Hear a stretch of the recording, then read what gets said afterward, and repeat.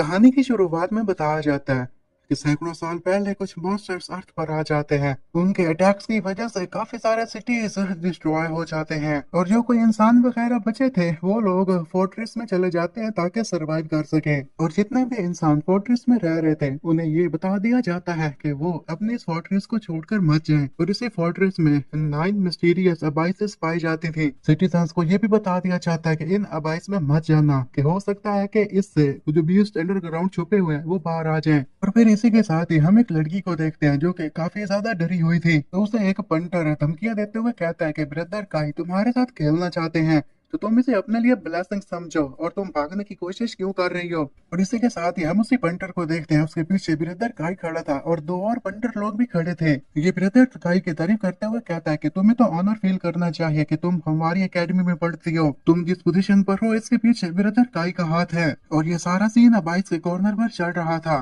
फिर काई उसे बताता है कि तुम्हारे पास दो चॉइसेस हैं। पहली चॉइस तो ये है कि या तो फिर तुम मेरे साथ एंजॉय करो, या और दूसरी ये है कि तुम इस अबाइस में गिर जाओ। आगे से वो लड़की चिल्लाते हुए उसे कहती है, तुम में कैसे लुनेटिक हो जो कि अपनी क्लासमेट्स को असॉल्ट करते हो। तुम गॉडेस लिन के पीछे पड़े हो लेकिन कभी भी तुम उसे हासिल नहीं कर पाओगे और ना ही तुम कभी मुझे टच कर पाओगे। ब्रदर काई आगे से मुस्कुराते हुए उसे कहता है कि मैं तुम्हें ये बताना चाहता हूँ कि तुम जो कह रही हो ना ऐसा बिल्कुल भी नहीं होने वाला। लिंग लिंग मेरे से शादी करेगी और ऊपर से मैंने उसके भाई को भी जेल में डाल दिया है, तो इसलिए उसके पास और कोई चॉइस नहीं है मुझसे शादी करने के अलावा। और ये बातें करते साथ ही उसके करीब आ जाता है और फिर उसे कहता है कि तुम इस वक्त लिन लिंग लिंग को भूल जाओ, तुम बस एक अच्छी बच्ची बनी रहो और मैं जैसा कि तुम्हारे साथ करना चाहता हूँ मुझे करने दो और इससे मैं तुम्हें बाई से बचा लूंगा। और डर के मारे वो लड़की थोड़ा सा पीछे हटी थी कि उसका पाँव पत्थर पर लगता है जो कि बाइस में जाकर गिरा था। इससे तो उसके डर में और इजाफा हो जाता है। तभी उन लोगों को एक साउंड सुनाई देता है। इस साउंड को सुनते साथ ही पंद्रह लोगों के होश उड़ जाते हैं और वो डरने लग जाते हैं। और फिर अचानक से उस बाइस में से एक बोन फेस्ड बीस्ट बाहर आ जाता है। उस बीस्ट को देखते साथ ब्रदर काई के भी होश उड़ जाते हैं और कहता है कि ये तो बी क्लास का बीस्ट है, ये यहाँ क्या कर रहा है। उसके पंटर लोग कहते हैं कि अगर यहाँ पर हमारे पास अवेकंड वन भी होता तो ये उसे आराम से मार सकता था, हमारे पास कोई चारा नहीं, हमें भागना होगा। ब्रदर काई तो डर के मारे उस लड़की को आगे करते हुए कहता है कि तुम मुझे जाने दो और इसे खा लो, मुझे मत खाना। और उसे बीस्ट की तरफ फेंकते हुए कहता है कि इसकी स्किन भी काफी अच्छी है, खाने में तुम्हें काफी अच्छी लगेगी। तो वो बीस्ट एक ही मुक्के से इसका सार इसके धड़ से ही अलग कर देता है। जब बाकी के पंटर लोग देखते हैं कि ब्रदर काई की बॉडी तो दो टुकड़ों में हिस्स तकसीम हो चुकी है तो वो भागते हुए कहते हैं कि हमें हेल्प चाहिए। तो वो किसी को कॉल भी मिलाते हैं। अपनी जान बचाने के लिए तेजी से भाग रहे थे लेकिन उनका ये भाग पाना ज्यादा देर तक काम नहीं आता क्योंकि उस बीस्ट की स्पीड इनसे काफी तेज थी और जो भी पंटर उसके हाथ में आए जा रहा था वो उसे मारता जा रहा था। उन लोगों को अपनी आंखों के सामने मरते देख लड़की तो काफी हैरान हो जाती है और वहीं घुटनों के बल बैठ जाती है। उन लोगों को मारने के बाद वो बीस्ट जैसे ही उस लड़की की तरफ बढ़ता है तो ये देखते साथ ही वो लड़की रोते हुए खुद से कहती है, मेरे साथ जो कुछ भी होने वाला था उससे तो बेहतर यही है कि मैं इस मॉन्स्टर के हाथों मारी जाऊं। कि तभी वो मॉन्स्टर साइड पर उड़ जाता है और ये देखते साथ ही हैरान रह जाती है क्योंकि उस मॉन्स्टर ने उसे कोई नुकसान नहीं पहुंचाया था और उस बीस्ट ने उसे 22 में से छलांग लगाकर सामने वाली बिल्डिंग के ऊपर कूद गया था। तभी यहाँ से हमारा सीन शिफ्ट होता है, हम काई के डैड को देखते हैं। जब उसे ये बात पता चलती है कि उसका बेटा मारा जा चुका है तो वो गुस्से से कहता है कि तुम लोगों की हिम्मत कैसे हुई, तुम्हारी निगरानी में मेरा बेटा कैसे मारा जा सकता है। सिक्योरिटी वाला बंदा जो कि डर के मारे कांप रहा था कहता है कि प्रिंसिपल असल में अंडरग्राउंड जो मॉनिटर्स लगाए गए हैं उससे हमें पता ही नहीं चला कि कब वो मॉन्स्टर बाई से बाहर आ गया। और उसके साथ जो लड़की थी वो बताती है कि मेरे ख्याल में जो बोन फेस्ड बीस्ट है ना वो बाहर से आया था। प्रिंसिपल गुस्से से उनकी तरफ देखते हुए कहता, तुम्हारा कहने का क्या मतलब कि वो इनकी दीवारों के साथ चिपका हुआ था, वो अबाइस के अंदर मौजूद नहीं था। तुम्हें लगता है कि यहाँ पर कोई मजाक चल रहा है? उस बोन फेस्ड बीस्ट में कोई दिमाग नहीं होता तो वो ये सारी प्लानिंग कैसे कर सकता है और इसके बाद मेरे बेटे को कैसे मार सकता है। और फिर उनको कहता है कि वेल जिस किसी ने भी ये किया है ना उसे तो रिस्पॉन्सिबिलिटी निभाना पड़ेगी। मैं उसे मार दूंगा जिसने मेरे बेटे को मारा है, चाहे वो इंसान हो या मॉन्स्टर हो। तुम लोग उस मॉन्स्टर के ऊपर नजर रखो और मुझे उसकी खबर देते रहना, वो इस फोर्ट्रेस से बाहर नहीं जाना चाहिए और जब वो तुम्हें मिल जाए तो फिर तुम उसे मार देना। इसी के साथ ही फिर हम उस बोन फेस्ड बीस्ट को देखते हैं जो कि उड़ते उड़ते किसी और जगह पर पहुंच जाता है। तभी हम हमारे एमसी को देखते हैं जिसका नाम था लिन जुआन। और ये बोन फेस्ड बीस्ट उसके पास पहुंच जाता है। उसके पास ऑलरेडी दो और भी इसी तरह के बीस्ट मौजूद थे। उसने उसका नाम दिया था नंबर वन। नंबर वन को देखते साथ ही लिन जुआन कहता है कि तुम्हारे कुछ ब्लड के ट्रेसेस हैं, तुम्हें जल्दी से स्पेस में जाना के इससे पहले कि तुम पकड़े जाओ। इसी के साथ वो नंबर टू को भी कहता है कि नंबर टू, तुम्हें भी अब आराम करना चाहिए। उसके पास कुछ कार्ड्स जैसा था, तो वो दोनों उस स्पेस में चले जाते हैं। तो बीस्ट जैसे ही उस कार्ड्स में इंटर हुए थे, तो तभी ये मुस्कुराते हुए कहता है कि काई, तुमने मुझे जेल में बंद कर दिया। तुम मेरी बहन को साथ शादी करना चाहते थे, तो देखो मैंने तुम्हें मार दिया और हिसाब बराबर हो गया। तुमने तो कभी सोचा ही नहीं होगा कि मेरे पेट तुम्हें किस तरह मारेंगे। और इसी के साथ लिन जुआन हमें बताता है कि असल में इस दुनिया में मॉन्स्टर ने कब्जा करके रखा हुआ है। जिनके पास ह्यूमन एबिलिटीज होती हैं फाइट करने की, वही सिर्फ सरवाइव कर सकते हैं। मेरे पास ये इतना कार्ड है कि मैं इन मॉन्स्टर्स को कैप्चर कर सकता हूँ। मेरे पास मॉन्स्टर कैप्चर सिस्टम है, और वो हमें ये भी बताता है कि जो मॉन्स्टर्स इंसानों के हाथ नहीं लगते, उन्हें पकड़ने का काम मेरे जिम्मे है। मैं उन्हें पकड़ लेता हूँ। अब नंबर थ्री को कहता है कि मुझे जल्दी से तुम प्रिजन में लेकर चलो, और ये फिर उसके कंधे पर बैठ जाता है कि तभी नंबर थ्री फिर जंप लगाते हुए प्रिजन की तरफ बढ़ने लग जाता है। और इसी के साथ ही लिन जुआन हमें बताने लग जाता है कि ये बी क्लास के बोन फेस्ड बीस्ट हैं। मैंने इन्हें पकड़ा है और इनकी तादाद तीन है। काफी स्ट्रांग होते हैं। अगर कोई बिगिनर अवेकन्ड हो तो फिर ये उसे आराम से मार सकते हैं, लेकिन जैसा कि डूम्सडे चल रहा है तो इनसे भी स्ट्रांग मॉन्स्टर पाए जाते हैं। मुझे और ज्यादा स्ट्रांग मॉन्स्टर चाहिए, ये काफी नहीं है। और इसी के साथ ही ये फिर जेल के अंदर चला जाता है और फिर नंबर थ्री को भी अपनी स्पेस में रख लेता है। ऐसा करने के बाद ये कहता है कि मेरी फिलहाल टॉप प्रायोरिटी यही है कि मुझे किसी तरह से इस प्रिजन से लीगली बाहर आना होगा। और अपने रूम में जाते हुए एक कार्ड को वहां पर फेंकते हुए कहता है कि बाकी मैं काम तुम्हारे ऊपर छोड़ रहा हूँ। उस कार्ड में से डिमनस बाहर आ जाती है, जो कि स्पाइडर की तरह दिखती थी। फिर यहाँ से हमारा सीन शिफ्ट होता है, तो दूसरी तरफ हम रैन जू को देखते हैं। सिस्टर लिंग लिंग काफी परेशान थी और वो उसे भरोसा दिलाते हुए कह रही थी कि तुम्हें परेशान होने की जरूरत नहीं है, जबकि लिन लिन उससे अपने दोस्त को बताती है कि मेरे पास और कोई चॉइस नहीं है। मेरे भाई को कैद करके रखा गया है। अगर मैं बैंक आई की इस एंगेजमेंट की रिक्वेस्ट को एक्सेप्ट नहीं करूंगी तो फिर वो मेरे भाई को रिलीज नहीं करेगा। रैन जो परेशान होते उसे कहते कि क्या सच में तुम्हारे पास एक ही चॉइस है, इसके अलावा और कोई चॉइस नहीं है। लिन लिंग अपनी दोस्त को बताती है कि नहीं, मेरे पास और कोई चॉइस नहीं है। तुम्हें तो पता है कि इस फोर्ट्रेस के अंदर उनके कितने ज्यादा जिम्मेदारियां हैं, वो कितनी पहुंच पर हैं। उसके अगर डैड की बात करूं तो वो यहाँ के नाइट टायर एबिलिटी यूजर्स हैं, और उसके अलावा उसका एक भाई भी है जो कि काफी स्ट्रॉन्ग है। तो इसलिए मुझे नहीं लगता कि मैं उससे भाग पाऊंगी। वो भी अब इन सारी बातों को लेकर काफी इमोशनल थी कि तभी फिर साइड पर उसे कुछ शोर वगैरह सुनाई देता है। तो वो साइड पर देखने लगती है। तो उसकी दोस्त रैनजू कहती है कि यहाँ पर क्या चल रहा है, इतने सारे लोग क्या कर रहे हैं। ये लोग जैसे थोड़ा सा आगे बढ़े थे कि तभी इनकी नजर पड़ती है कि ब्रदर काई की तो वहां पर लाश पड़ी हुई थी और उसके इर्द गिर्द लोग खड़े हुए थे, वो मर चुका था। रैनजू तो ये सीन देखते साथ ही काफी शॉक्ड रह जाती है, और वो कहती है कि मुझे तो यकीन नहीं आ रहा कि वैंग काई मारा जा चुका है। ये वो डीमन है जो कि इस फोर्ट्रेस को यहाँ पर रूल कर रहा था, तो इसे किसने मार दिया। जबकि लिंग लिंग ये देखते साथ ही खुश हो जाती है और उसकी आंखों से तो खुशी के आंसू निकलने लग जाते हैं। और वो यही कहती है कि मैं काफी लकी हूँ, देखा वो एक डीमन था और डीमन के हाथ में मारा गया। मुझे अब जल्दी जाकर अपने ब्रदर को इसके बारे में बताना होगा। कि साइड पर से वैंकाई का डैड उन्हें देख लेता है और कहता है कि क्या तुम मेरे बेटे के लिए यहाँ पर आई हो। तो उसकी डैड की आवाज सुनते साथ ही दोनों फिर से शॉक हो जाती हैं। तभी उसका डैड कहता है कि तुम मेरे बेटे की इतनी ज्यादा फिक्र थी कि उसकी डेथ एनिवर्सरी पर आ गई, तो तुम्हें सच में उसकी काफी फिक्र हो रही है। जबकि लिंग लिंग उसे कहती है कि क्या तुम मेरे भाई को रिलीज कर दोगे। वहीं काई का डैड कहता है कि हाँ, मैंने इधर से ऑर्डर देना है, उधर से तुम्हारा भाई रिलीज हो जाएगा, लेकिन तुम्हें अपने प्रॉमिस को पूरा करना होगा, मेरे बेटे से शादी का प्रॉमिस। रैन जो हैरान होते हुए कहते हैं लेकिन तुम्हारा बेटा वैंकाई तो मारा जा चुका है ना। वैंकाई का डैड कहता है कि हाँ, मैं जानता हूँ कि वो मारा जा चुका है, लेकिन तुम्हें उससे फिर भी शादी करना होगी, ये एक गोस्ट वेडिंग होगी। यानरो तो हैरान होते हुए कहती है कि ये एक जिंदा इंसान है, ये भला मरे हुए से कैसे शादी कर सकती है। लेकिन लिन लिंग कहती है कि अगर मैं शादी करती हूँ तो मेरे भाई को जाने दोगे। वैंग काई के डैड कहते हैं कि हाँ हाँ, अगर तुम मेरी बात मानोगी तो तुम्हारे भाई को रिलीज कर दिया जाएगा। तुम्हें मेरे बेटे के साथ मरना होगा, ताकि तो उसे सपोर्ट करने के लिए उसकी वाइफ तो होनी ही चाहिए ना। और अगर तुमने इस बात को नहीं माना तो फिर तुम्हारा भाई भी मेरे बेटे की तरह मारा जाएगा। तो अब तुम ही डिसाइड कर लो कि तुम्हें क्या करना है, क्या तुम्हें मेरे बेटे के साथ मरना है या फिर तुम्हारे भाई को मेरे बेटे के साथ दफनाना है। रेनयू तो इतनी ज्यादा शॉक थी कि वो लिंग लिंग को समझाते हुए कहती है कि ये तो पागल हो चुका है, तुम इस बात की बात एग्री मत करना। लिन लिंग रोते हुए कहते हैं कि मैं आपकी बात से एग्री करती हूँ, मैं इस घोस्ट वेडिंग के लिए तैयार हूँ। और फिर यहाँ से हमारा सीन शिफ्ट होता है, हम वैंग के लैंड के सीक्रेट चैम्बर को देखते हैं, जहाँ वैंग काई का बड़ा भाई वैंग जैन बैठा था, जो कि नाइन्थ टायर एबिलिटी यूजर था। वो अपने डैड को कहता है कि जिस किसी ने भी मेरे छोटे भाई को मारा है मैं उस सभी को मार दूंगा। और जहां तक लिन फैमिली की बात रही तो उन्होंने गोस्ट वेडिंग के लिए तो एग्री कर लिया है, लेकिन फिर भी क्या उसे जाने देना चाहिए? मिस्टर वैंग उसे कहते हैं कि मैंने उसे कहा था कि मैं उसे मारूंगा जो बेगुनाह होगा, तो इसलिए उसका भाई भी बेगुनाह है, वो हमारा सस्पेक्ट तो है ना, फिर भी उसे मरना होगा।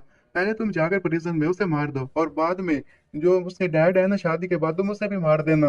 वैंग है इतना सुनते साथ ही खुश होते हुए अपने डैड को भरोसा दिलाते हुए कहता है कि उसका जो भाई प्रिजन में है ना, तो वो तो आज एक्सीडेंटली मारा जाएगा, उसका काम तो आप मेरे ऊपर छोड़ दीजिए। और इसी के साथ ही फिर हम ब्लैक वाटर प्रिजन को देखते हैं, जहाँ पर सारे जो सेल्स है ना उनके डोर्स ऑटोमेटिकली ओपन हो जाते हैं। और हमें फिर यही बताया जाता है कि असल में एक ऐसी रात आती है जिसे स्लॉटर नाइट कहा जाता है। इसमें कोई भी कैदी दूसरे कैदी को मार सकता है। और फिर उन्हीं में से एक बंदा जो कि गंजा था, तो बाकियों को कहता है कि तुम्हें पता है ना कि हमारा टारगेट कौन है, तो फिर उन्हें क्यों ना उसे मारा जाए। तो बाकी के जितने भी कैदी थे तो वो उसे कहते हैं कि हाँ हम आपकी बात समझ गए। और फिर वो लोग टीम बनाकर उसी की तरफ बढ़ते हुए कहते हैं कि हमें जानना होगा और उसे मारना होगा, वो हमारे लिए कीड़े मकोड़ों की तरह है। और उसी की एक सेल में लिन जुआन बैठा था कि उसका साथी कहता है कि मेरे ख्याल में लोगों को हायर किया गया तुम्हें मारने के लिए, वो तुम्हारी तरफ आ रहे हैं और ऊपर से ये सेल भी अनलॉक हो चुकी है, तो क्यों ना तुम यहाँ से भाग जाओ, अपनी जान को बचा लो। लिन जुआन तो वहां से जरा बराबर भी नहीं हिलता और उसे कहता है कि मैं भला क्यों भागूं।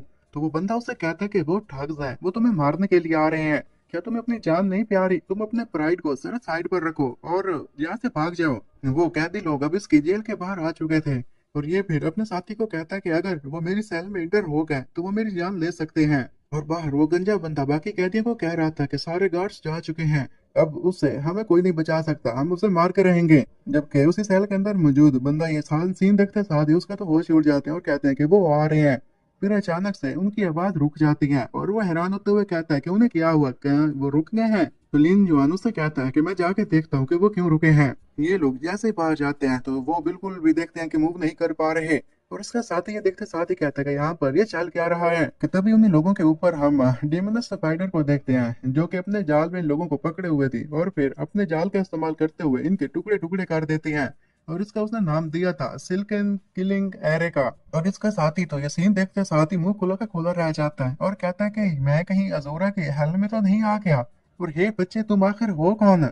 इस पर लिन जुआन उसे बताता है कि इस एपोकलिप्टिक वर्ल्ड में कोई भी मुझे अगर तंग ना करे तो मैं किसी को तंग नहीं करूंगा, लेकिन अगर कोई मुझे ऑफेंड करता है तो फिर तो मैं उसे मार ही दूंगा। और इसी के साथ ही फिर हम वार्डन के ऑफिस का सीन देखते हैं। वार्डन से मिलने के लिए स्टीवर्ट आया था और कहता है कि वार्डन लिन जुआन को कहा गया कि मारा जाएगा, तो किसकी क्या गारंटी है कि वो मारा जाएगा? तो वार्डन जिसका नाम था त्यान की आगे से मुस्कुराते हुए कहता है कि मैंने प्रिजन बॉसेस को कह दिया है कि उसके टुकड़े टुकड़े कर देना, तो वो जरूर मारा जाएगा। स्टीवर्ट तो ये सुनते हुए खुश होते हुए कहता है कि ये तो बहुत अच्छी बात हो गई, जब मैं गोस्ट वेडिंग में जाऊंगा तो इसका सार उन्हें गिफ्ट के तौर पर दूंगा। और हमें बताया जाता है कि स्टीवर्ट रॉयल पैलेस से आया हुआ है। उन्हीं के पास एक लड़की खड़ी थी और वो थी डिप्टी बार्टन, उसका नाम था बाइलिन। बाइलिन कहती है कि कुछ तो हमारी तरफ आ रहा है। स्टीवर्ट भी अब इससे डर जाता है और वो वार्डन को कहता है कि कुछ हमारी तरफ आ रहा है, कहीं वो अंदर तो इंटर नहीं हो जाएंगे। उसे डर लगने लग जाता है कहीं ऐसा ना हो कि कुछ कैदी उनकी तरफ बढ़े और उन्हें मार दें। जिस पर वार्डन उसे कहते हैं कि तुम्हें परेशान होने की जरूरत नहीं है, ये डोर इतना मजबूत है कि कोई टैंक भी इसे नहीं तोड़ सकता। स्टीफर्ड वैंग तुम रिलैक्स हो जाओ। कि तभी इतने में वो दरवाजा टूट जाता है और दरवाजे को तोड़ने वाला कोई और नहीं, हम जानते थे कि ये वही बॉडी फेस्ड बीस्ट था। स्टीफर्ड वैंग तो ये सीन देखते साथ हैरान रह जाता है। इवन वैंग और उसके साथ बाइलिन वो भी हैरान खड़ी थी। लिन हुआना विंटर होता है तो उसके साथ वही बॉडी फेस्ड बीस्ट था। स्टीफन वैंग शॉक्ड में था और कह रहा था कि तुम्हारे साथ तो एक बीस्ट है, क्या तुम इसे कंट्रोल कर रहे हो? मैं इसका जरूर ऊपर जाकर रिपोर्ट करूंगा। इसी के साथ ही उस बॉडी फेस्ड बीस्ट ने एक मुक्का इसे मारा था, तो ये मच्छर की तरह वहीं पर फट जाता है। बाइलिन भी जैसे ये सीन देखती है तो वो कहती है कि एक बी रैंक का बोन फेस बीस्ट जिसे एक इंसान कंट्रोल कर रहा है, इसके बारे में तो हमें पहले नहीं पता था और ना इसका कोई रिकॉर्ड मौजूद है, ये पहली दफा मैं देख रही हूँ। वार्डन भी काफी डरा हुआ था और वो धमकी देते हुए लिन जुआन को कहता है कि वेल अगर तुमने मुझे मार दिया तो तुम यहाँ से कभी नहीं भाग पाओगे। शायद तुम्हें पता नहीं है कि इस प्रिजन को गार्ड करने वाले जो कॉप्स हैं वो काफी स्ट्रॉन्ग हैं, तो इसलिए वो तुम्हें मार देंगे। तो जुआन इनसाइड पर देखते हुए कहता है कि क्या तुम इन्हीं गार्ड्स की बात कर रहे हो? क्योंकि वो गार्ड्स इसी रूम में विंटर हो चुके थे, लेकिन उन्हें कंट्रोल कहीं और से किया जा रहा था। तभी वो गार्ड्स अपनी गन्स का रुख उसकी तरफ कर लेते हैं। तो वार्डन ये देखते साथ कहता है कि तुम्हें क्या हुआ, क्या तुम पगला गए हो? तुम्हें नजर नहीं आ रहा कि मैं कौन हूँ? मैंने तुम्हें ट्रेनिंग दी है, तुम्हें समझ में नहीं आ रही, तुम ये क्या कर रहे हो? और उन गार्ड्स को कंट्रोल करने वाली वही स्पाइडर डेमनस थी। तो इस पर लिंजुआन बताता है कि इसे मेरी स्पाइडर पॉपेट कंट्रोल कर रही है, तो इसलिए ये तुम्हारा कोई भी कहना नहीं मानने वाला, चाहे तुम कितनी भी कोशिश क्यों ना कर लो। वार्डन को पता चल जाता है कि उसका काम नहीं होने वाला, तो वो जल्दी से घुटनों के बल बैठते उसे कहता है कि तुम मेरी जान बख्श दो, तुम मुझे जाने दो। इसके पीछे वैंग फैमिली का हाथ है, उन्होंने मुझे सबके लिए फोर्स किया था, तुम मुझे बख्श दो। लिन जुआन कहता है कि ठीक है, मैं इसके बारे में सोचूंगा। जो तुम्हारे पास वार्डन अथॉरिटी की चिप है वो तुम मुझे दे दो। तो तभी से ही वो वार्डन जल्दी से वो चिप निकाल लेता है और कहता है कि ये चीज तो तुम्हारे लिए यूजलेस है ना। और उससे वो चिप लेते हुए अपने गार्ड्स को कहता है कि तुम अब इसे मार दो और इससे तुम्हारा कोई लेना देना नहीं है, फेयरवेल।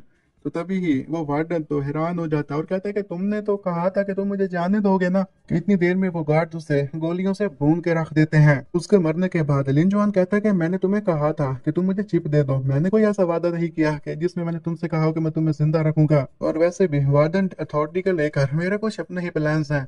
और तभी साइड पर खड़ी हुई बाइलिन को वो चिप देते हुए कहता है कि तुमसे अब यहाँ की नई वार्डन हो। तो बाइलिन उसे लेते हुए कहती है कि मुझे नहीं मरना, तुम्हें पता है ना इससे मैं मारी जाऊंगी। लिन चुआन उसे कहता है कि इस फोर्ट्रेस का लॉ नंबर 54 आर्टिकल 563 है, जिसमें कहा गया है कि जब वार्डन मारा जाता है तो डिप्टी वार्डन के पास अथॉरिटी हो जाती है कि वो वार्डन की सीट संभाल ले, तो इसलिए तुम्हें कोई नुकसान नहीं होने वाला। और वो फिर एक स्पाइडर एग उसे देते हुए कहता है कि तुम इससे खा लो ताकि इससे मुझे पता चले कि तुम मेरी हो गई हो। वार्डन बायलिन उससे वो लेते हुए फिर उसे निगल लेती है। लिन जुआनो से कहता है कि ये तो तुमने अच्छा काम किया है, जब तक तुम मुझे ओबे करोगी तुम तब तक जिंदा रहोगी। तभी बायलिन अपने घुटनों के बल बैठकर उसे कहती है कि हाँ हाँ, अब से ये मास्टर की टेरिटरी हुई, तुम्हारे जो कुछ भी प्लान्स होंगे तुम मुझसे शेयर कर सकते हो। और इस जेल में जो कुछ भी होगा वो मैं तुम्हें बता दूंगी। अब ऐसा समझो कि इसका कंट्रोल तुम्हारे पास है, और अगर ऐसी बात है ही सही तो मुझे बताओ कि कहला कौन सा टास्क है जो मुझे कंप्लीट करना होगा। लिन जुआनू से कहता है कि ठीक है, तुम चाहती हो कि तुम मेरे से ये सब कहना चाहती हो कि मैं तुम्हें कोई काम दूं, तो ठीक है।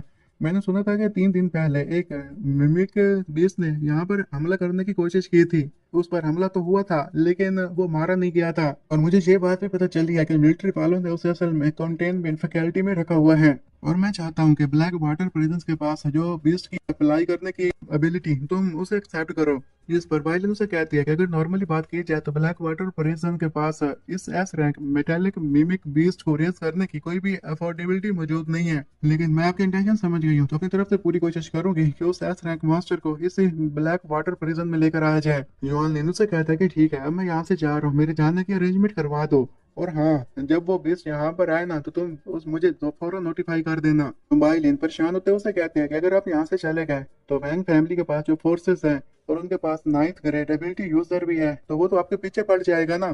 तो इसलिए अगर आप इस प्रिजन में छुपे रहते हैं तो यहाँ पर सेफ रहेगा। योन लिन मुस्कुराते हुए कहता है कि छुपना अब यूजलेस हो चुका है, मेरे पास अब एक अच्छा मौका है तो मैं उनके ऊपर पहले से ट्राई करूंगा। और यहाँ से फिर हमारा सीन शिफ्ट होता है और हम थंडर एबिलिटी ट्रेनिंग हॉल को देखते हैं।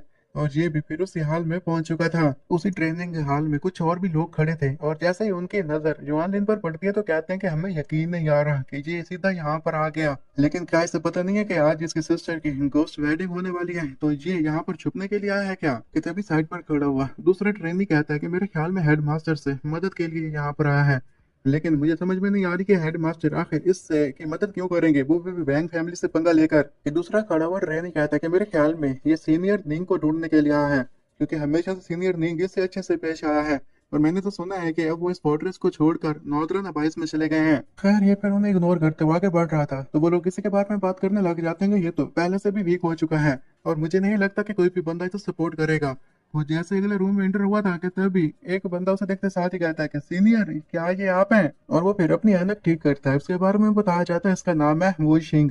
वुई शिंग उसे बताता है कि मैंने गेस्ट की इंफॉर्मेशन कलेक्ट कर लिया जो कि घोस्ट वेडिंग में आने वाले हैं, और मैंने इनके लिए जिन 3 इलेक्ट्रॉनिक बग्स मॉनिटरिंग का इस्तेमाल किया है। अब मेरे ख्याल में उनकी भी बस हो गई है, वो अब ज्यादा देर तक इसे नहीं संभाल पाएंगे। तो जुआन लिन अपनी पॉकेट में से कैप्चर करने वाले कार्ड्स को निकाल लेता है और कहता है कि मैं तुम्हारे लिए और अरेंज कर देता हूँ। और उनमें से अब काफी सारे बग्स बाहर निकल आए थे कि वो ये देखते साथ ही हैरान रह जाता है। जबकि युआन लिन हमें यही बताता है कि ये बग्स जब मैं ब्लैक वाटर प्रिजन में था ना तो वहां पर काफी पाए जाते थे, तो मैंने इन्हें कैप्चर कर लिया। और मैंने सिर्फ 3 बग्स इस्तेमाल किया था जिससे प्रिजन सर्विलेंस को कंट्रोल किया था और बैंक फैमिलीज के नेटवर्क को कंट्रोल किया था। वुशिंग अब उन बग्स के साथ खेलते हुए कहता है कि इन बग्स के साथ तो हम हाफ फोर्ट्रेस को मॉनिटर कर सकते हैं। तो युआन लिन के पास अभी डाटा वगैरह आ चुका था, तो वो कहता है कि ये तो मेरे पास आ चुका है, लेकिन तुम बैंक फैमिली के ऊपर नजर रखे रखना, जो लोग भी आए उनके ऊपर नजर रखना, और जो भी तुम्हें इन्फॉर्मेशन मिले उसके बारे में मुझे बता देना। तो तभी वुशिंग पीछे से चिल्ला चिल्ला कर कहता है कि बिग ब्रो आप अपना ख्याल रखना। और इसी के साथ वो ये भी बताता है कि वैंग चैन के चारों टीममेट्स भी आ चुके हैं, और वैंग फैमिली का एल्डर सन भी मौजूद है, वो भी घोस्ट वेडिंग में आने वाले हैं, तो वहां पर खतरा हो सकता है। और ऊपर से जैसा कि आपका बोन मास्क बीस्ट उनके हाथों नहीं लगा, तो इसलिए उन्होंने अपने शहर के इर्द गिर्द एक बैरियर लगा दिया है, तो इसलिए तुम्हें एहतियात बरतना होगी। युआनलिन उनसे कहता है कि तुम्हें परेशान होने की जरूरत नहीं है, मेरे पास अपना ही प्लान है। तो ये उसे शेयर अप करते हुए कहता है कि तुम्हें पता है कि एंटी वैंग फैमिली के सिर्फ हम दोनों ही मेंबर्स हैं, तो इसलिए हम दोनों को ये जानना चाहिए कि कैसे सरवाइव करना है। और फिर वो हमें यही बताता है कि ये 3 महीने पहले की बात है, जब वैंग फैमिली के ऊपर ये सफाइंग कर रहा था, तो उस वक्त उसकी मदद करने के लिए कोई और नहीं आता, बल्कि यही युआन लिन पहुंचता है। और उस दिन से इसने वादा कर लिया था कि जो कोई भी वैंग फैमिली के खिलाफ होगा ये तो सपोर्ट करेगा। युआन लिन उसे बताता है कि वेल मैंने तुम्हारी इसलिए मदद की थी क्योंकि हमारा गोल सेम ही है, और मैंने कभी नहीं सोचा था कि तुम एक परिवर्त जो कि कैंपस गर्ल्स की फोटोज लेते हो, तुम वैंग फैमिली से बदला लोगे, वो भी उस लड़की के लिए जिसे उन्होंने अपाइस में फेंक दिया था। तो इसलिए मैं भी तुमसे प्रॉमिस करता हूँ कि तुम्हारे लिए मैं भी जरूर जस्टिस प्रोवाइड करवाऊंगा। तभी फिर यहाँ से हमारा सीन शिफ्ट होता है, हम एक गाड़ी को देखते हैं जो कि स्पीड से बढ़ रही थी, कि उसी गाड़ी के अंदर कौंसल मैन बैठा था। तो उसका ड्राइवर कहता है कि कौंसल मैन सच में आप उस वेडिंग में जाना चाहते हैं? आपको पता है ना कि उसमें उस लड़की को मार दिया जाएगा। तो आगे से वो काउंसलर उसे कहता है कि वैसे भी उस लड़की की क्या औकात थी, अगर वो नोबल फैमिली में घोस्ट वेडिंग ही करने वाली है तो इससे उसका दर्जा बढ़ जाएगा। तो इसलिए मेरे ख्याल में इसमें कोई भी दिक्कत वाली बात नहीं है। दूसरे लफ्जों में कहा जाए तो उसकी किस्मत काफी अच्छी है।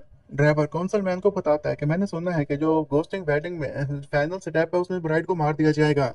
कौंसल मैन अपनी पॉकेट में से नाइफ निकालते हुए कहता है कि हाँ, उसका गला तो मैं ही काटने वाला हूँ, ताकि वो फिर अगली लाइफ में जाकर हमारे मास्टर वैंग के साथ रह सके और उसकी खिदमत कर सके। ड्राइवर कौंसल मैन को कहता है कि वो बॉन मास्क भी अभी तक पकड़ा नहीं गया, तो अगर हम वेडिंग में जा रहे हैं तो वहां जाना हमारे लिए खतरे से खाली नहीं होगा। कौंसल मैन कहते हैं कि तुम्हें घबराने की जरूरत नहीं है, अगर वो भी आ गया तो फिर भी हमारी इस गाड़ी से हम उसे उड़ा देंगे, वो हमें कुछ नहीं कह पाएगा। तभी इतने में बोन मास्क बीस्ट पहुंच आता है और उनकी गाड़ी को रोक देता है। ये देखते साथ ही ड्राइवर चिल्ला चिल्ला कर कहता है कि ये तो बोन मास्क बीस्ट है ना। तो कौंसल मैन भी उसे देखते साथ डर गया था। कौंसल मैन फिर ड्राइवर को कहता है कि तुम्हें डरने की जरूरत नहीं है, तुम इस गाड़ी को चलाते रहो, वो चाहे कितना भी स्ट्रॉन्ग क्यों ना हो, हमारी गाड़ी को जिस आर्मर से बनाया गया ये सिर्फ 50% तक ही उसे डैमेज कर सकता है। वो गाड़ी तो चलाने लगता है, लेकिन तभी से नंबर 2 नंबर 3 भी पहुंच आते हैं, इसलिए गाड़ी को चलाना नामुमकिन हो गया था। तो कौंसल मैन ये देखते साथ ही शॉक्ड था और कह रहा था कि हमें तो बताया गया था कि सिर्फ एक ही बोन फेस्ड बीस्ट है, तो ये 3 कहाँ से आ गए? और जैसा कि उन तीनों बोन फेस्ड बीस्ट ने उसे घेर लिया था, कि तभी युआन ने उन्हें कहा था कि अब तुम इनके ऊपर अटैक करो। इसी के ऊपर ही वो हाइड्रोलिक आर्मर डिफेंस जो कि 100% कंप्लीट था, बार बार अटैक किए जा रहे थे, और थोड़ी ही देर में फिर वो उस आर्मर को तोड़ने में कामयाब हो जाते हैं। अब जैसा कि आर्मर टूट चुका था, कि तभी ही फिर एक बीस्ट अंदर से कौंसल मैन को बाहर निकाल लेता है। तो कौंसल मैन को पता था कि उसका आखिरी वक्त करीब आ चुका है, लेकिन फिर भी वो डील करना चाहता था। वो जुआन लिन को कहता है कि तुम मुझे जाने दो, तुम्हें जो भी इनाम चाहिए वो मैं तुम्हें दूंगा। तो जुआन लिन उसके पास जो नाइफ मौजूद था उस नाइफ को बाहर निकालते हुए कहता है कि तुम मुझे घोस्ट वेडिंग में लेकर जा रहे थे ना। इस पर तो वो हैरान होते हुए कहता है कि तुम मुझे जाने दो प्लीज। लेकिन जॉनलिन कहाँ सुनने वाला था, उसे नाव का इस्तेमाल करके उसे मार देते हैं। और फिर तभी एक और कार्ड निकालते हुए कहता है कि शैडो अब ये तुम्हारी बारी। तभी उस कार्ड में से एक शैडो बाहर निकला था और वो उसकी डेड बॉडी के पास जाता है और उसके ऊपर अपनी शैडो स्नैचिंग तकनीक का इस्तेमाल करता है, और वहां से उसकी ये सारी चीजें चुराने के साथ ही ना अपने साथ खड़े हुए जॉन लिन को उसी बंदे में चेंज कर देता है जिसके पास है। अब इसके पास 2 घंटे बाकी बचे हुए थे, और जुआनलिन कहता है कि मेरे ख्याल में इतना टाइम काफी है घोस्ट फायरिंग में जाकर उन लोगों को मारने के लिए। और इसी के साथ फिर यहाँ से हमारा सीन शिफ्ट होता है और हम नार्सिसियस नोबल सेमेट्री को देखते हैं, जहाँ पर कुछ लोग बात कर रहे थे कि जिस ब्राइड की घोस्ट वेडिंग होने वाली है, सुना कि वो काफी खूबसूरत है। तो आगे से दूसरा बंदा कहता है कि वो चाहे कितनी भी खूबसूरत क्यों ना हो, फिर भी उसे दफना दिया जाएगा, और वो एक कॉमनर है, तो इलीट्स की नजरों में उनकी कोई अहमियत नहीं होती। जिस पर पहले वाला बंदा कहता है कि मैंने सुना है कि यंग मास्टर को मारने वाला बंदा अभी तक जिंदा है। जिस पर दूसरा बंदा उसे बताता है कि तुम्हें परेशान होने की जरूरत नहीं है, ये एक रॉयल फैमिली है, तो इन्होंने ना काफी 9th रैंक के एसपस को यहाँ पर बुलाया हुआ है। इन्होंने ट्रैप भी साथ किया हुआ है, तो अगर वो बॉडी फेस्ड मॉन्स्टर अपेयर होता है तो ये उसे मार देंगे। किसी के साथ एक जोरदार धमाका होता है, देखते साथ ही वो लोग डर जाते हैं। अब 4 लोग आ चुके थे जो कि 9th 22 स्क्वाड में से थे, और इसमें से एक बंदा जो कि उनका शायद लीडर था कहता है कि वैंग जैन हम आ गए। और इसी दौरान उन्होंने एक डी क्लास के मास्टर को भी मारा था और उसके स्कल को लेकर पहुंचे हुए थे। ये असल में वैंग जैन की शादी पर उसके लिए गिफ्ट लेकर आए थे। और वो जो बंदा आया था उसका नाम था लाइटनिंग, और लाइटनिंग के बारे में कहा जाता था कि इसके पास ना एक अच्छी पावर है और ये अब अवेकन भी करने वाला है। और देखो आज इस वेडिंग में भी आ गया। और कुछ लोग तो ये भी कहने लग जाते हैं कि ये भी सुनने में आ रहा है कि जैसे ये शादी कंप्लीट होगी तो इसके बाद ये दुल्हन के फादर के सिटी में चला जाएगा और उसमें जाकर जितने भी लोग हैं उन सभी को मार देगा। वैंग जैन ने जैसे ही लाइटनिंग को देखा था इसी के साथ ही खुश होते हुए कहता है कि शुक्र है कि तुम आ गए, अब ये सेरेमनी काफी अच्छे से गुजरेगी। लाइटनिंग फिर अपने साथ खड़े हुए बंदे जिसका नाम था मास्टर जीन उससे कहता है कि तुमने ये जो बैरियर बनाया है अगर उसमें एक चीज भी घुस आई ना तो मैं तुम्हें मार दूंगा। बैरियर मास्टर जीन कहता है कि परेशान होने की जरूरत नहीं है, मैंने ये जो बैरियर बनाया है इसमें एस रैंक से कम के लेवल का मॉन्स्टर नहीं आ सकता। और उसी सकाल के ऊपर एक और बंदा बैठा था, उसका नाम था ऑब्जर्वर यू। ऑब्जर्वर यू कहता है कि जो कोई भी बैरियर के करीब आने की कोशिश करेगा उसके बारे में मैं आप लोगों को पहले ही बता दूंगा। तो फिर तभी वो खुश होते हुए कहता है कि कोई चीज उस बैरियर के पास आ रही है। वहां से उसकी तरफ भागते हुए उन लोगों को बताता है कि मैं इस मामले को हैंडल कर लूंगा। बैरियर मास्टर जीन ये देखते साथ ही खुश हो जाता है और कहता है कि असल में ये जो लुनेटिक यू है ना ये इसके पास साइक की एबिलिटी है, ये उस कंट्रोलर को लोकेट कर लेगा मॉन्स्टर के थ्रू और उसके बाद वो कंट्रोलर मार जाएगा, उसे कोई नहीं बचा पाएगा। कि तभी हम देखते हैं कि एक बाघ असल में ना बिजली के तारों के साथ टकरा जाता है और उससे करंट लगता है। तो ये भी फौरन फिर उसके पास पहुंचते हुए उस बाघ को पकड़ते हुए कहता है कि मैंने एक बड़ी मछली को पकड़ लिया है। अब वो इसके कंट्रोलर का पता लगाना चाहता था, अपनी साइक एबिलिटी का यूज करता है कि तभी उसकी नजर वही शिंग पर पड़ जाती है। तो ये समझ चुका था कि इसका टारगेट वही शिंग है। ये फिर उसकी तरफ भागते हुए कहता है कि मैं भी अब देखना चाहता हूँ कि तुम्हारा मास्टर कितना स्ट्रॉन्ग है और तुम्हारे दिमाग में क्या चल रहा है। कि अचानक से वो हवा में रुक जाता है, उसके लिए मूव कर पाना काफी मुश्किल हो रहा था, उसकी आंखों के आगे अंधेरा छा रहा था। अब उसकी हालत पहले से काफी खराब हो चुकी थी और वो कहता है कि मुझे यकीन नहीं आ रहा कि मेरे ऊपर पॉइजन का इस्तेमाल किया गया, बल्कि नहीं नहीं मेरे ऊपर तो साइकिक पोल्यूशन का इस्तेमाल किया गया है। लेकिन वो तो कंट्रोलर वीक था तो वो भला ऐसा कैसे कर सकता है। और इसी के साथ ही फिर उसका ब्रेन फट जाता है और वो जमीन पर गिर जाता है। हमें बताया जाता है कि ऑब्जर्वर अब ब्रेन डेड हो चुका है। तो वही शेंग फिर अपनी आंखें सीधे करते हुए कहता है कि ये मेरे पास असल में डी क्लास का मॉन्स्टर सोल हाउल है और इसी का इस्तेमाल मैंने किया और इसके पीछे सीनियर ब्रदर का हाथ था, अगर वो ना होता तो मैं कब तक मारा जा चुका होता। और जैसा कि अब ये मारा जा चुका है तो सीनियर जैसे ही उस वेडिंग में जाएंगे तो किसी को पता भी नहीं चलेगा कि सीनियर असल में भेस बदल कर आए हुए हैं।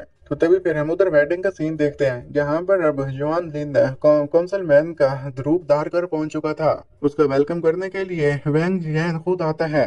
तो तभी ये गाड़ी से उतरते साथ ही वैंग जैन पर गुस्सा करते हुए कहता है कि मैं एक रॉयल फैमिली का गेस्ट हूँ, तुम्हारे डैड को मुझे लेने आना जाना चाहिए था ना, तो तुम यहाँ पर क्या कर रहे हो, लगता है कि तुम्हें तमीज नहीं है। तो वैंग जैन बड़ा बड़ा एहतराम देते हुए कहता है कि मुझे माफ कीजिएगा, असल में मेरे डैड ना शादी की दावत की तैयारी कर रहे हैं, तो अगर कोई मिसअंडरस्टैंडिंग हुई है ना तो मुझे इसके लिए माफ कर दीजिएगा, हमें समझिए, आप मेरे पीछे आइए। अब वहां पर इर्द के जितने भी लोग खड़े थे वो कहते हैं कि काउंसिल मैन पहुंच तो चुका है लेकिन इसकी शक्ल से दिखाई दे रहा है कि इसे काफी गुस्सा आया हुआ है। कहीं ऐसा तो नहीं है कि रॉयल फैमिली ने एक्सीडेंटली इन्हें ऑफेंड कर दिया है।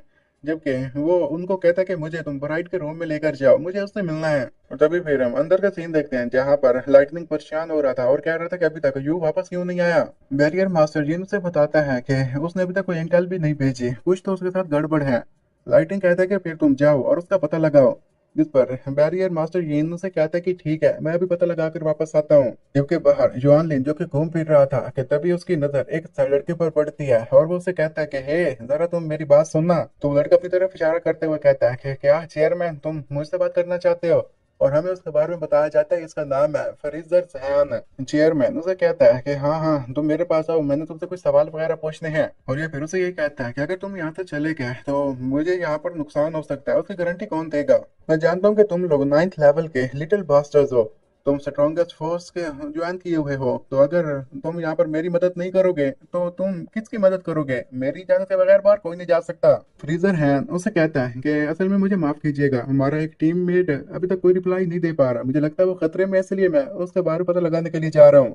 बैरियर मास्टर यहीं भी पहुंच आता है और वो कहता है कि जहां तक मुझे पता है ना कि हम 9th हवाई स्क्वाड के लोग हैं, हम इंडिपेंडेंटली ऑपरेट करते हैं, कोई भी हमारे ऊपर हुक्म नहीं चला सकता। तो युआन लिन उन्हें कहता है कि ओह अच्छा तो तुम लोग इंडिपेंडेंट हो, लेकिन वो तो तब इंडिपेंडेंट हो गए ना जब तुम लोग अवेकंड हो गए, लेकिन अभी तक तो ऐसा तुम्हारे साथ कोई सीन नहीं है। लेकिन देखो अब मैं तुम्हारे साथ क्या करता हूँ, जो तुम लोग 22 स्क्वाड वाले 22 पास लेकर जाते थे ना 3 महीनों तक, तो वो सस्पेंड किया जाता है।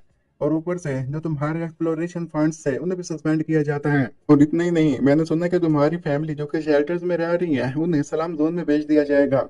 जैसे ये बात बताता सुनते ऐसे के साथ ही दोनों हैरान रह जाते हैं कि उसके इर्द गिर्द जितने भी लोग खड़े थे तो वो कहने लग जाते हैं कि ये साला यहाँ पर चल क्या रहा है। हमें यकीन नहीं आ रहा कि काउंसलर अपनी एबिलिटी का यूज करते हुए 9th लेवल के एबिलिटी यूजर को सप्रेस कर रहे हैं।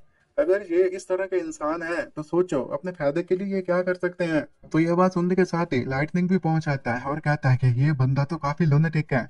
और फिर वो कहता है कि काउंसलर, अगर आपने ये सब कुछ कह ही दिया है और आपको चाहते हैं कि हम यहाँ पर रुककर आपकी निगरानी करें, आपकी प्रोटेक्शन करें, तो ठीक है, फिर हम यहीं पर रुकेंगे, आपकी प्रोटेक्शन करेंगे। जबकि पीछे खड़े हुए लोग यही कहने लग जाते हैं कि असल में लाइटनिंग अब अवेकन करने वाला है और काउंसलर वांग उसे टारगेट कर रहे हैं। लगता है कि इसे आगे नजर नहीं आ रहा कि जब वो अवेकन करेगा तो इसकी सेफ्टी की जिम्मेदारी कौन लेगा। वो इसका एक पावरफुल दुश्मन बन जाएगा।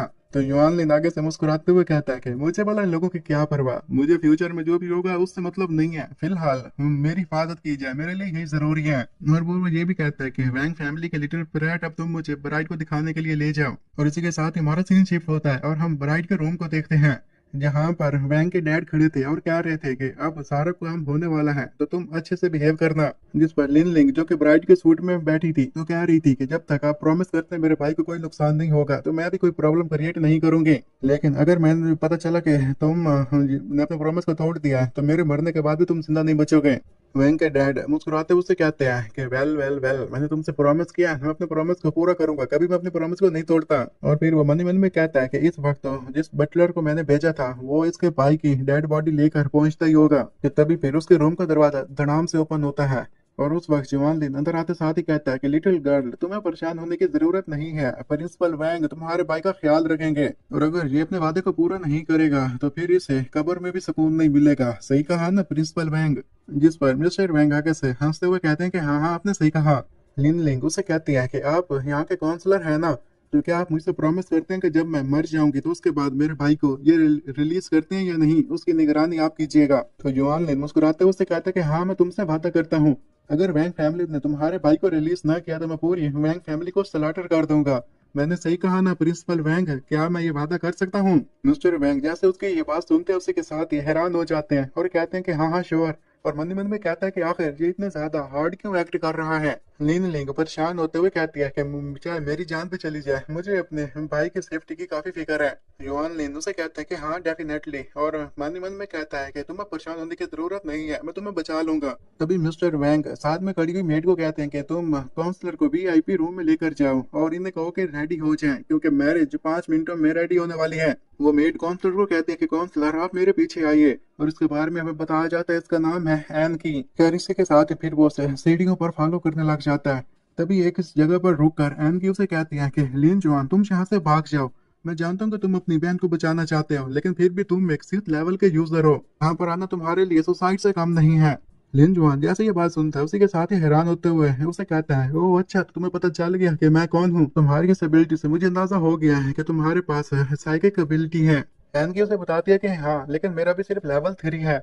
और वैसे भी यहाँ पर ड्रेस ट्रैप यहाँ पर बिछाया गया है। पॉइंट की बात यह कि तुम यहाँ से चले जाओ। तुम्हें इस वक्त ये जो 5 लोग नजर आ रहे हैं ना, जो 9th लेवल के यूजर्स हैं, उसके अलावा प्रिंसिपल वैंग ने कुछ और एलिट्स को भी बुलाया हुआ है जो कि कहीं बाहर छुपे हुए हैं, और जब अटैक होगा तो वो भी बाहर आ जाएंगे। तो इसलिए तुम काफी ज्यादा वीक हो, तो मैं तुमसे यही कहूंगी कि तुम चुप करके यहाँ से चले जाओ। लिन जुआन उसे कहता है कि वेल, ये बात तो मैं समझ गया हूँ कि उन्होंने पूरी तैयारी करके रखी हुई है, लेकिन एन की तुम यहाँ पर क्या कर रही हो। तो एन की मुस्कुराते हुए कहते हैं कि असल में मैं अब डेप्ट रिपे करने के लिए आई हूँ। तो एन की उसे बताती है कि जब वैंकाई मुझे मारने वाला था कि तभी एक बोन फेस्ड मॉन्स्टर मुझे बचाने के लिए आया था।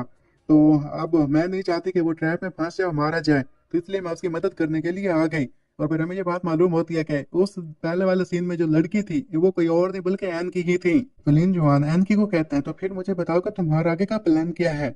एनकी उसे बताती है कि तुम्हें परेशान होने की जरूरत नहीं है, मैं अपनी साइकिक पावर का यूज करूंगी, जैसे ये लोग उस पर अप्रोच करेंगे मैं उसे बता दूंगी कि खतरा है, वो चला जाएगा, और इसके लिए मुझे अपनी जान भी क्यों ना देनी पड़ी, फिर भी मैं अपनी जान से पीछे नहीं हटूंगी। उसकी ये बातें सुनते साथ ही हेलिन जवान तो इम्प्रेस हो जाता है और कहता है कि उस बोन फेस मॉन्स्टर के लिए क्या ये सब कुछ तुम करोगी।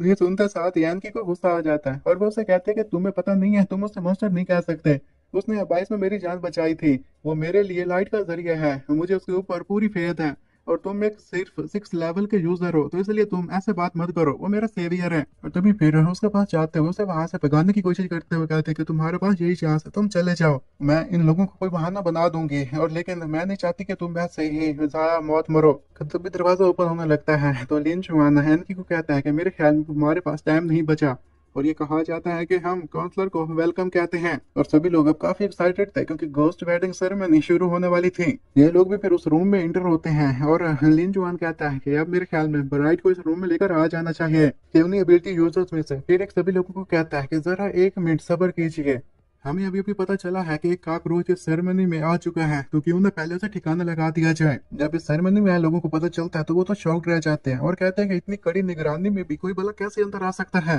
कि तभी वो फिर एबिलिटी यूजर एनकी के ऊपर अटैक करते हुए कहता है कि हमने जितनी भी इन्वेस्टिगेशन करवाई है, हमें मालूम हुआ है कि ये लड़की अपनी फेक आइडेंटिटी के साथ आ गई है, यही वो कॉकरोच है जिसकी मैं बात कर रहा था। तो एनकी ये देखते साथ ही अपनी साइकिक एबिलिटी का यूज करते हुए लिन जुआन को कहती है कि मैं तो फिलहाल मुसीबत में फंस चुकी हूँ, लेकिन फिर भी तुम्हारे पास टाइम है, ये मेरे ऊपर जब अटैक करेंगे तुम यहाँ से भाग जाना।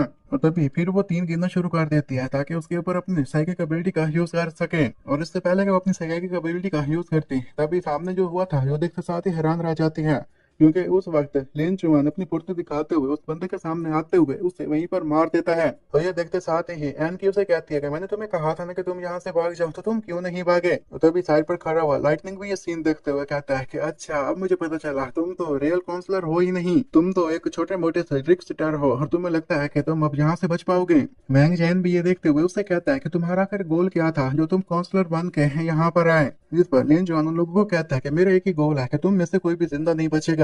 लाइटनिंग उसे कहता है कि तुम सिर्फ 6 लेवल के एबिलिटी यूजर हो, और जो लड़की एन की है ना, वो अपनी साइकिक एबिलिटी का भी यूज कर चुकी है, वो तुम्हारी मदद नहीं करेगी। और तुम्हें लगता है कि तुम हम बंदों से पंगा ले सकते हो, लगता है कि तुम्हें अब मरना होगा, अगर तुम मरने से बचना चाहते हो तो घुटनों के बल बैठ कर इस सब के लिए हमसे माफी मांगो। तो लिन जुआन अपने कार्ड्स निकालते हुए उन्हें कहता है कि ओ अच्छा, तो तुम्हें लगता है कि मैं भाग जाऊंगा, ये तो अभी शुरुआत है, क्योंकि अभी तो गेम टाइम अभी स्टार्ट हुआ है। और फिर वो अपनी स्पेस की पावर का यूज करने लग जाता है। तो लाइटनिंग उससे बचते हुए एक शील्ड बना लेता है और कहता है कि इसके पास तो कंट्रोल टाइप की एबिलिटी है, लेकिन इसके अटैक इतने ज्यादा स्कैटर्ड क्यों हैं, और मुझे नहीं लगता कि इन अटैक से हमें कोई भी नुकसान पहुंचा पाएगा, ये एक क्लाउन है। और उस वक्त बैरियर मास्टर जिन ने भी अपने साथियों को बचाने के लिए बैरियर्स बना लिए थे। और हंसते हुए कहता है कि ये हमें मारेगा, इसे लगता है कि ये हमें मार पाएगा, ये काफी अजीब सी बात है।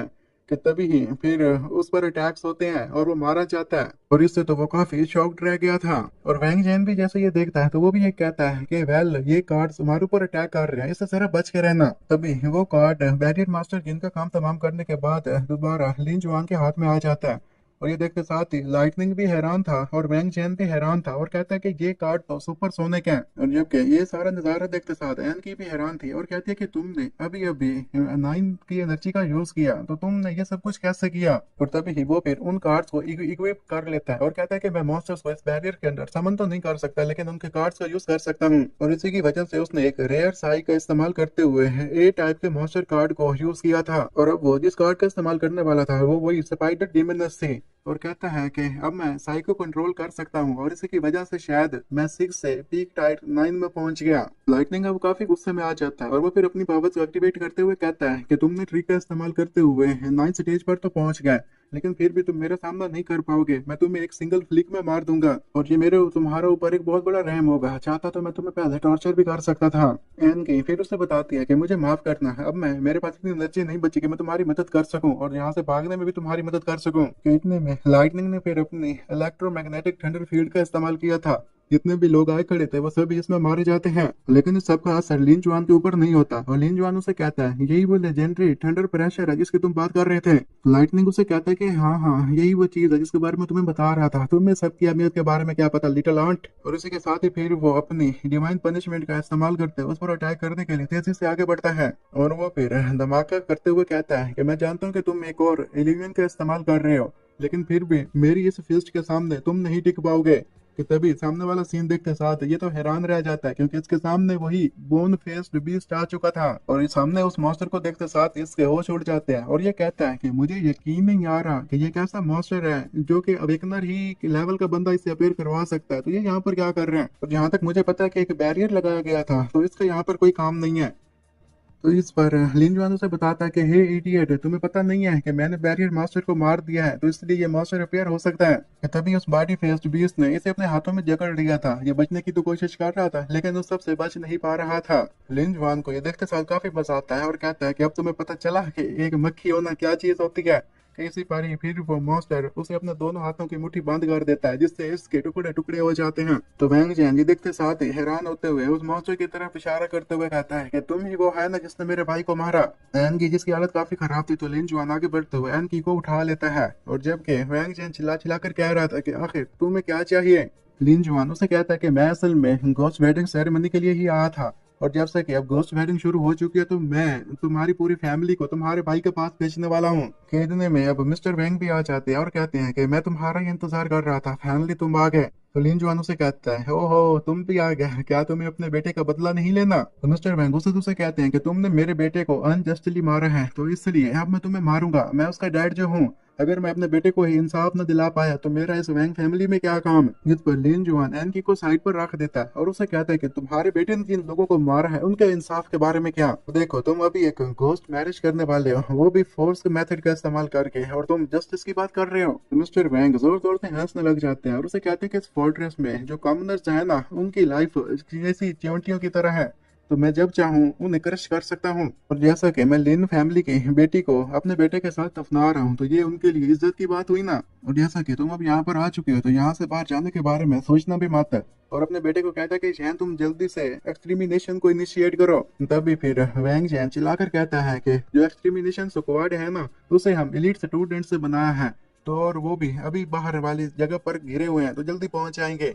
और वो फिर उन लोगों को कहता है कि ये यहाँ से बच के नहीं जाना चाहिए। तभी वो इलीट क्लास के लोग भी पहुंच जाते हैं और कहते हैं कि हमारी हंट अब शुरू हुई, और इसके लिए वो काफी ज्यादा एक्साइटेड थे। और वो जल्दी से उस पूरी जगह को इर्द गिर्द से घेर लेते हैं ताकि यहाँ से मक्खी तक बाहर न जा सके। लिन जो ये देखते हैं उन लोगों को कहता है, ये तो बहुत अच्छी बात हो गई। वैसे भी मैं तुम सभी लोगों को इस घोस्ट वेडिंग में मारने के लिए ही तो आया था, तो अब सभी लोग पहुंचे हैं, तो मुझे मारने में काफी आसानी होगी। और फिर जल्दी से ये अपनी ब्लैक एंड व्हाइट वो चैंग बीस्ट को बाहर निकाल लेता है। उनके पास फ्लूट थे और वो जल्दी से फ्लूट बजाने लग जाते हैं। वैंग जैन जैसे ये देखता है तो कहता है कि आखिर ये चीज क्या है। और फिर हमें यही बताया जाता है कि वो जिस फ्लूट का इस्तेमाल कर रहे थे उसका नाम था वो चैंग सोल समनर का। जितने भी बार इलीट्स आए हुए थे उनकी सोल्स अब कैप्चर होना शुरू हो जाती हैं, वो बारी बारी मरना शुरू हो जाते हैं। तभी फिर उन्हीं इलीट्स में से एक लड़की कहती है कि असल में ये हमारे ऊपर सोल लॉकिंग मॉन्स्टर है का अटैक हो रहा है, और मेरे ख्याल में हम में से ज्यादा इससे नहीं बच पाएंगे। मेरे पास रेजिस्टेंस की पावर है, मतलब ऐसी शील्ड है जो कि इसे रेजिस्ट कर सकती है, तो 10 मीटर के दायरे में मेरे पास ही रहो। तभी वैंग जैंग बाकी लोगों को कहता है कि जितने भी स्टूडेंट बचे हुए हो ना, जल्दी से तुम प्रेसिडेंट लिन के पीछे हो जाओ। वो मेरे ख्याल में अब हाफ अवेकेंड स्ट्रेंथ तक पहुंच चुकी है। प्रेसिडेंट लिन फिर उन लोगों को कहती है कि जो कोई ज्यादा मेरे करीब आने की कोशिश करेगा तो उसे मैं अपने हाथों से मार दूंगी। और प्रेसिडेंट लिन के बारे में बताया जाता है कि इसका प्रोटेक्शन रेडियस 10 मीटर तक ही है।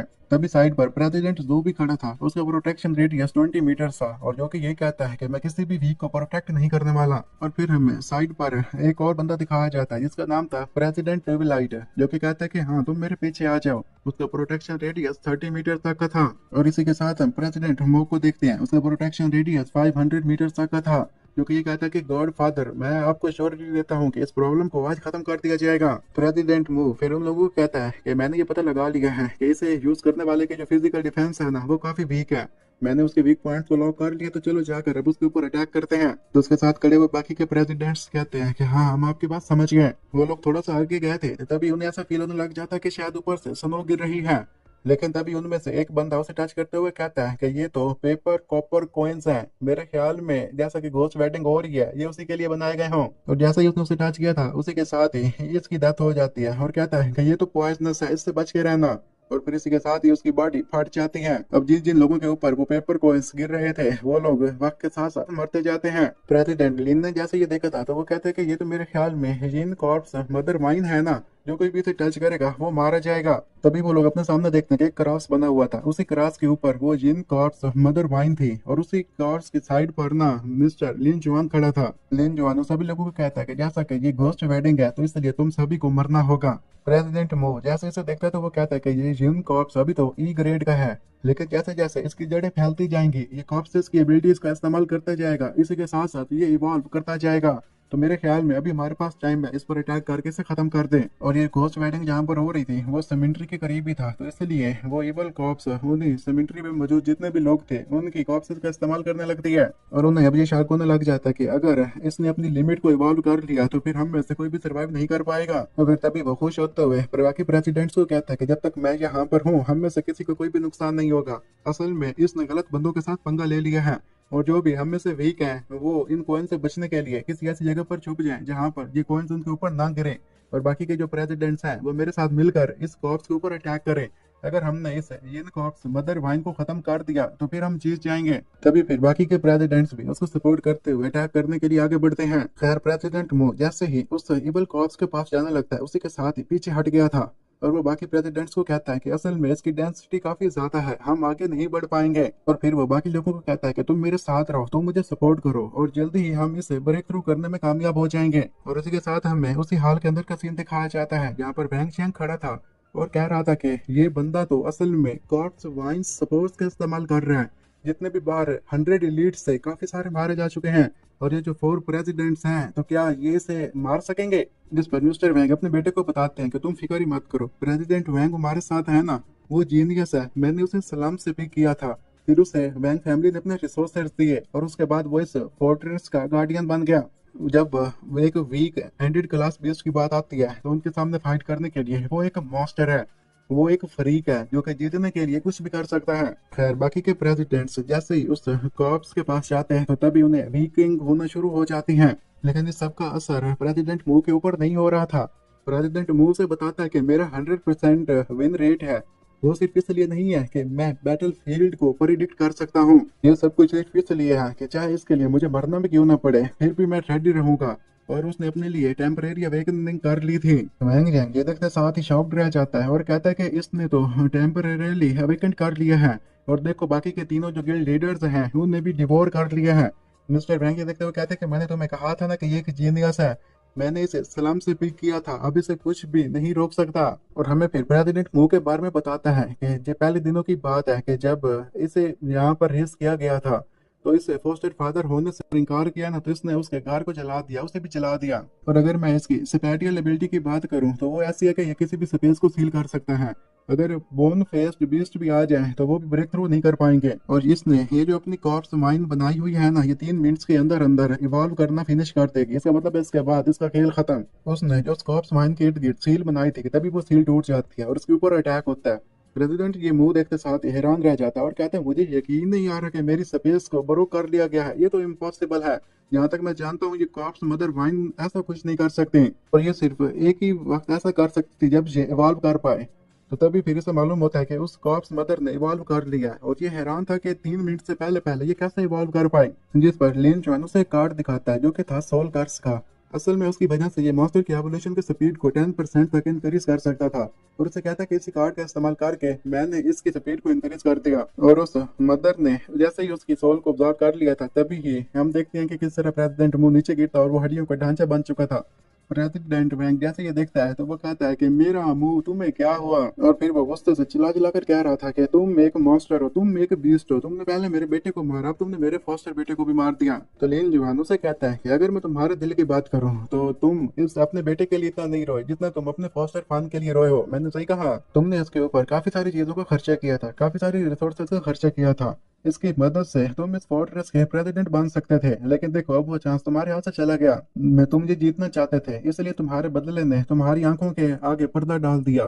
तुमने अपने ट्रम्प कार्ड का इस्तेमाल नहीं करना था, लेकिन तुमने अपने ट्रम्प कार्ड का इस्तेमाल पहले कर दिया, जिससे तुमने वैंग फैमिली के फ्यूचर को रून कर दिया। मिस्टर वैंग उसे कहते हैं कि आखिर तुम हो कौन। जहां तक मुझे याद है हमने तुम्हारा कुछ नहीं बिगाड़ा, तो तुम हमारी फैमिली के साथ ये सब कुछ क्यों कर रहे हो। तो तभी ही फिर लिन जुआन अपनी असली शेप में आ जाता है और उसे कहता है कि अब तुम देख रहे हो कि मैं कौन हूँ। उसे देखते साथ ही प्रेसिडेंट वैंग के तो होश ही उड़ जाते हैं और वो कहता है कि लिन जुआन ये तो तुम हो। लिन जुआन तुम भला उस प्रिजन से कैसे वापस आ गए, मुझे तो पता था कि तुम तो मारे जा चुके हो। तभी फिर ये उसे बटलर का सर दिखाते हुए कहता है कि जो दैट नोट तुम्हें मिला था ना प्रिजन से कि मैं मारा जा चुका हूँ, वो मैंने ही लिखा था। लेकिन एक मिनट, मुझे अभी भी याद आया, मैंने तुम्हें घोस्ट मैरिज गिफ्ट दिया ही नहीं। और वो फिर बटलर के सर उसे घोस्ट मैरिज के गिफ्ट के तौर पर दे देता है। तो मिस्टर वैंग अब उसके सर को देखते हुए फिर से शॉक्ड थे और कह रहे थे कि मेरा पुराना बटलर, मेरा पुराना भाई, तुमने इसे भी मार दिया। तो तभी फिर वैंग चैंग उससे उस पर अटैक करने के लिए बढ़ते हुए कहता है कि तुम फैंग फैमिली को इतना हल्के में नहीं ले सकते।